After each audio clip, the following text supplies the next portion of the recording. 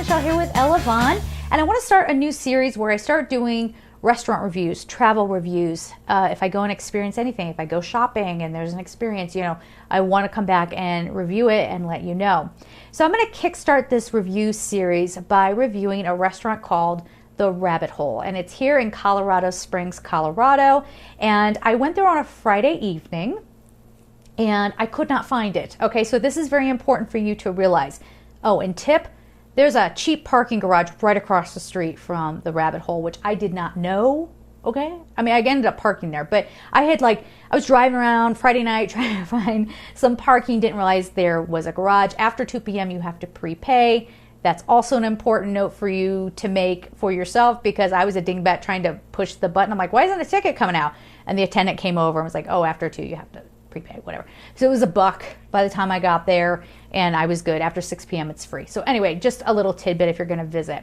Now the Rabbit Hole, you can't find it very easily because, sorry, you're going to see fluffies from my sweater all over in this video. It's a thing, whatever.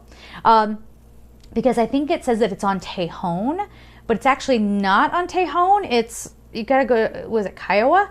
I think it's on Kiowa. Also, it's hard to find because it's not a part of the building. There's I think it's 101 North Tejon or something like that. And you find 101 North Tejon and it's like an office building. It looks like an abandoned office building. You're like, what? But there is this, how shall I say? It almost looks like a subway station. It kind of comes out and there's a door that you go in and you have to go down the steps and there's the restaurant. Okay? So just be aware of that so you can find the place. I've only visited once. Again, it was on a Friday evening. And when I walked in, there was a huge crowd of people right at the stand. It's a very, very small place. There is an upper level, but it is fairly small. And they were all disappointed. They're like, they don't have any tables until 9 p.m. But you have to keep in mind, this was a huge pack of people. There was probably a good 10, 12 people in this group, and they expected to be seated, I guess. I don't know. If you want to eat there, you're going to have to make a reservation. Okay, now I went as a single person. I got super lucky. There was one seat at the end of the bar, and they were all really cool. They're like, here, sit here before somebody snags it.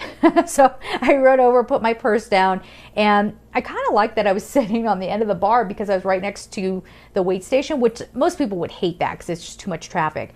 But because I was by myself and because I was doing this for review purposes, I wanted to be able to kind of interact with the wait staff a little bit. But we'll get to them in just a second. So when the big group left, I was able to see, first of all, let's talk about the theme. It's Alice in Wonderland themed, as you might imagine, but it's so tastefully done.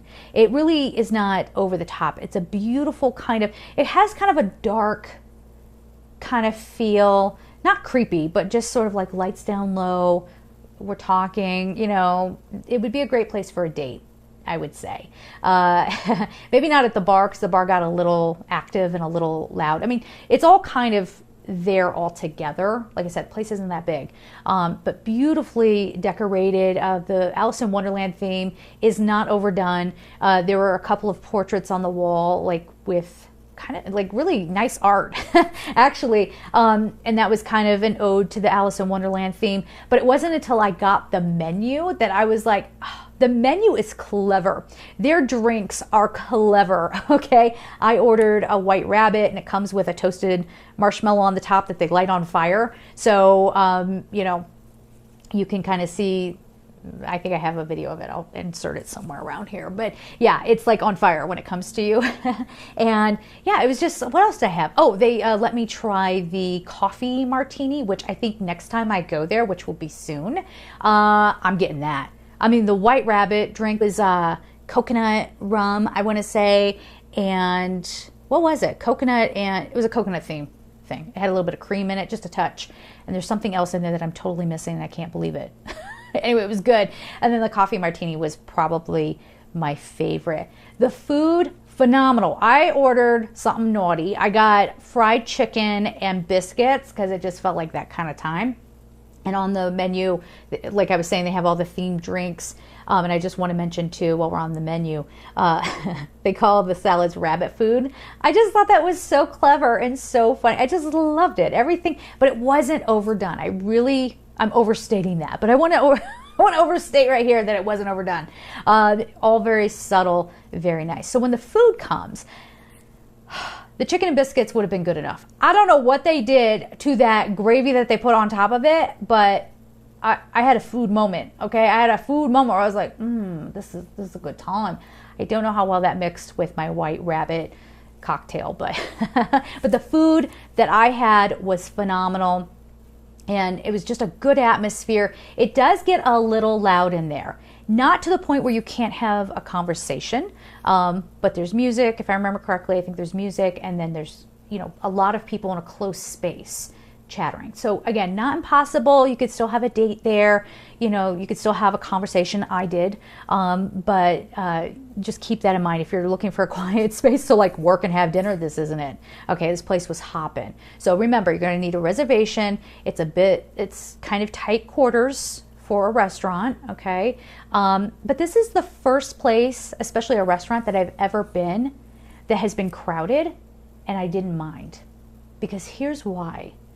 This place attracts, at least my first impression of it, attracts people that are visiting from other places. Everyone I spoke to was like from somewhere else, okay? Now that's kind of Colorado Springs in and of itself, but in this scenario, these were people who were staying at like the mining exchange, which I'm going to do a review on that next.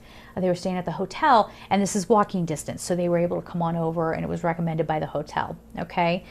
Over their own restaurant, Springs Orleans, which I'm also going to review. So, well, I'm going to do the two together, but I find that very interesting. But yeah, so we had a lot of people from out of town, and so conversation was really easy and free-flowing, and it just, I don't know, a varied kind of clientele, but everyone seemed really down to earth. It was a nice place that didn't feel pretentious. And let me tell you, honey, that is my jam. That is what I look for in life. A place that's nice because I like nice things, good food because I like me some good food, and some good drinks, and great wait staff, and all of that, but not pretentious, okay? So I didn't get the feeling that this was a pretentious crowd. Again, everybody was very personable, but not like overly friendly to the point where it's annoying. It was just right, okay? So there's that. Now let's talk about the staff. When I walked in, the hostess, she was so cool, really sweet. They have a young staff there, as you might imagine. It feels like, especially here in Colorado Springs, everybody has a very like 20-something staff. There might have been a few people there in their 30s, or maybe they're older and they just look really good. I don't know, but it just seemed like a very young staff. Young, but mature and professional. Hi guys, sorry about that battery change, but I was saying that the staff is kind of a younger staff, but they're very professional, friendly, efficient. I mean, this is a well-oiled machine in this place, it seemed, or maybe they were just having a good night. I don't know, but they were just lovely people, very lovely. So I think I was going to tell you about the hostess. She was really, really cool. When I came up, I was like, "Hi, it's my first time here." She's like, "Oh, welcome." I was like, "Thanks. What's going on?" Because it was like, because I just heard that, you know, the next available table was at 9 p.m. You know, they were booked. I mean, they were booked solid. And she was like, wow. And she was the one who was like, "Here, grab that chair over there, you know, and we'll put you at the bar." And I was like, okay, cool. And then as soon as I sat down, there was another gentleman who, a waiter / bartender. That was the other thing I was really impressed by.